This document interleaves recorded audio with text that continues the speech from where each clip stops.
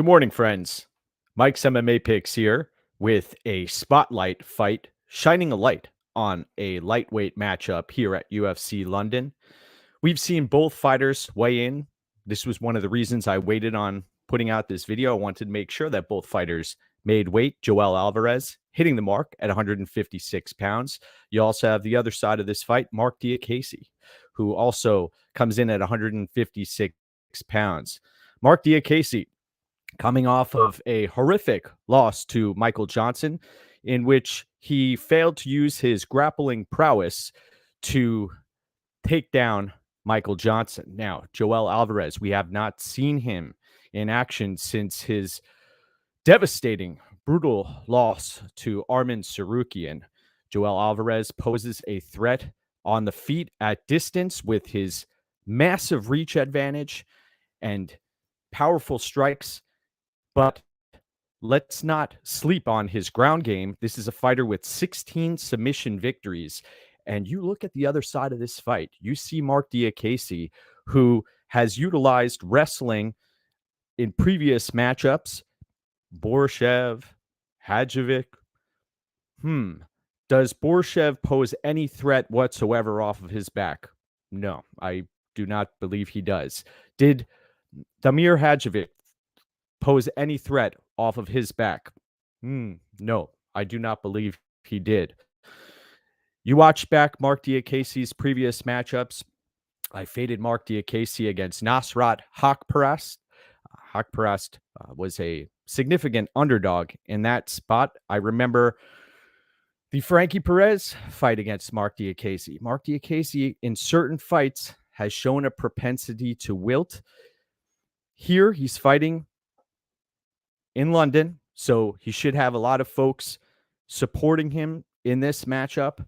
Diakiese, an excellent striker, but when it comes to throwing hands, that isn't necessarily his game. He relies heavily on his kicks, and we saw in some previous matchups against Fiziev, he hung in there, which surprised me. He hung in there with Fiziev. The Lando Venata matchup, impressive effort by Marc Diakiese there. And Joel Alvarez, the time off, 30 years of age, both of these fighters similar in age, but you watch one of the distinct advantages here Alvarez has is if this fight hits the mat, it's not like Alvarez is just going to sit there and accept the bottom. He will fight off of his back, and he will be throwing up submissions, and he is a legitimate threat with the guillotine, and there are other submissions in his arsenal. I would not be surprised if he's throwing up arm bars, etc. So Diakiese, if Diakiese is able to ground Joel Alvarez, this fight isn't over. Alvarez is a legitimate threat off of his back. So we locked up Joel Alvarez at minus 152. That was a free play posted about a week or so ago, and the odds have changed significantly here. Joel Alvarez minus 195 now.